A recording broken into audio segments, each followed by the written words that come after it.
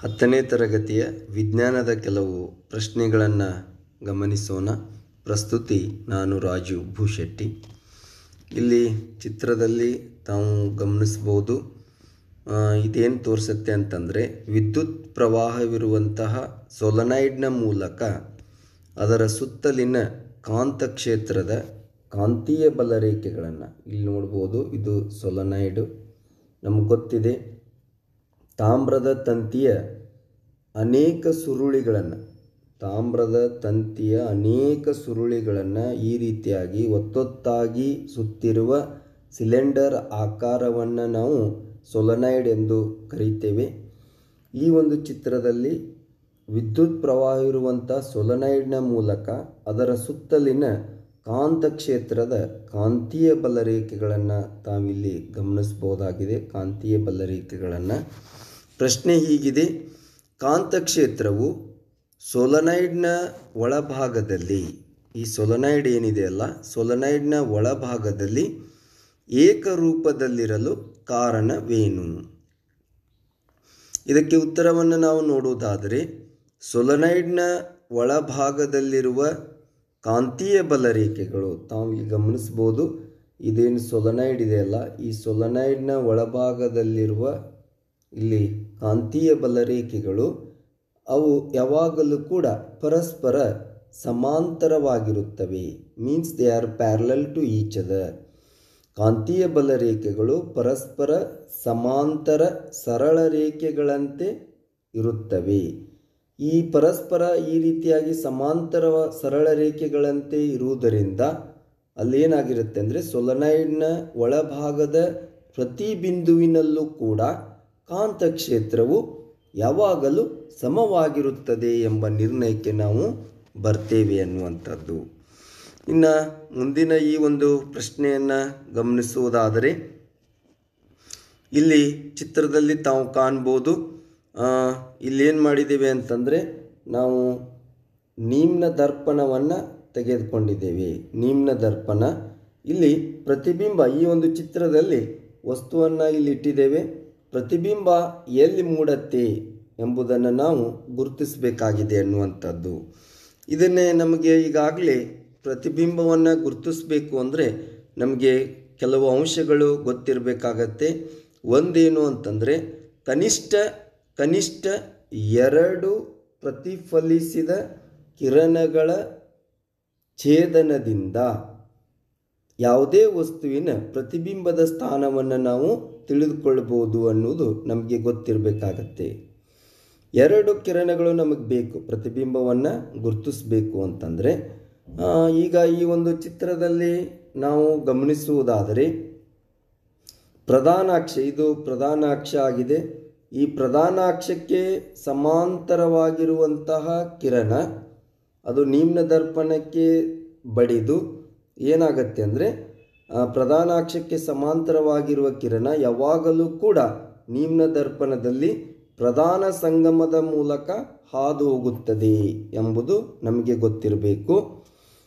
Next ಏನು ಅಂತಂದರೆ, ಈ ಒಂದು ನಿಮ್ನ ದರ್ಪಣದಲ್ಲಿ ಇನ್ನೊಂದು ಕಿರಣ ಪ್ರಧಾನ ಸಂಗಮದ ಮೂಲಕ ಹಾದು ಹೋಗಿ, ಹೌದು, ಅದೇನಾಗತ್ತೆ ಅಂತಂದರೆ ಪ್ರತಿಫಲನದ ನಂತರ ಪ್ರಧಾನ ಅಕ್ಷಕ್ಕೆ ಸಮಾಂತರವಾಗಿರುತ್ತದೆ ಅಂತ ಹೇಳ್ತೀವಿ. ಹಾಗಾದರೆ ಇಲ್ಲಿ ನೋಡ್ಬೋದು, ನಮಗೇನಾಗತ್ತೆ ಅಂದರೆ ಪ್ರತಿಬಿಂಬ 2 ಕಿರಣಗಳು ಏನಿದಾವಲ್ಲ, ಇವು ಇಲ್ಲಿ ಛೇದಿಸುವುದರಿಂದ ಪ್ರತಿಬಿಂಬ ಇಲ್ಲಿ ಉಂಟಾಗತ್ತೆ ಅಂತ ಹೇಳ್ತೀವಿ. ಇಲ್ಲಿ ಅಂದರೆ ಇಲ್ಲಿ ಚಿತ್ರದಲ್ಲಿ ಗಮನಿಸಬೇಕು, ಸಿ ಮತ್ತು ಎಫ್ಗಳ ನಡುವೆ ಪ್ರತಿಬಿಂಬ ಉಂಟಾಗತ್ತೆ ಎಂಬ ನಿರ್ಣಯವನ್ನು ನಾವು ಕೈಗೊಳ್ತೇವೆ ಅನ್ನುವಂಥದ್ದು. ಇನ್ನು ಮುಂದಿನ ಒಂದು ಪ್ರಶ್ನೆಯನ್ನು ನಾವು ಗಮನಿಸುವುದಾದರೆ, ಒಂದು ಮಸೂರ ಕೊಟ್ಟಿದ್ದಾರೆ. ಆ ಮಸೂರದ ಸಂಗಮ ದೂರ ಅಂತಂದರೆ ಗಮನಿಸಬೇಕು, ಸ್ಮಾಲ್ ಎಫ್ನ ಬೆಲೆ, ಮಸೂರದ ಸಂಗಮ ದೂರವು +25 ಸೆಂಟಿಮೀಟರ್, ಸಂಗಮ ದೂರ +25 ಸೆಂಟಿಮೀಟರ್ ಇದೆ. ಮಸೂರದ ಸ್ವಭಾವವನ್ನು ಅಂತಂದರೆ, ಅದು ಕೇಂದ್ರೀಕರಿಸುವ ಮಸೂರನೋ, ಬೆಳಕನ್ನು ಕೇಂದ್ರೀಕರಿಸುವ ಅಥವಾ ವಿಕೇಂದ್ರೀಕರಿಸುವ ಮಸೂರ ಯಾವ ರೂಪದ ಮಸೂರ ಅನ್ನುವಂಥ ಮಸೂರದ ಸ್ವಭಾವವನ್ನು ಗುರುತಿಸಬೇಕು ಮತ್ತು ಮಸೂರದ ಸಾಮರ್ಥ್ಯವನ್ನು ಕೂಡ ಕಂಡುಹಿಡಿಯಲು ಇಲ್ಲಿ ಪ್ರಶ್ನೆ ಇದೆ.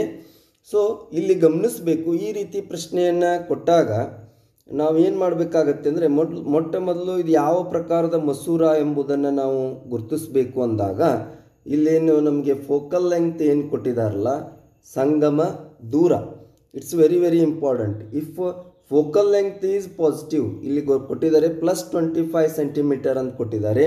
ಈ ಫೋಕಲ್ ಲೆಂಗ್ತ್ ಈಸ್ ಪಾಸಿಟಿವ್ ಅಂದರೆ ಸಂಗಮ ದೂರ ಧನಾತ್ಮಕವಾಗಿದ್ದರೆ, ಬೆಲೆ ಧನಾತ್ಮಕವಾಗಿದ್ದರೆ ಆ ಮಸೂರದ ಸ್ವಭಾವ ಏನು ಹೇಳ್ತೀವಿ ಅಂದರೆ ಬೆಳಕನ್ನು ಕೇಂದ್ರೀಕರಿಸುವ ಮಸೂರ ಅಂತ ಹೇಳ್ತೀವಿ.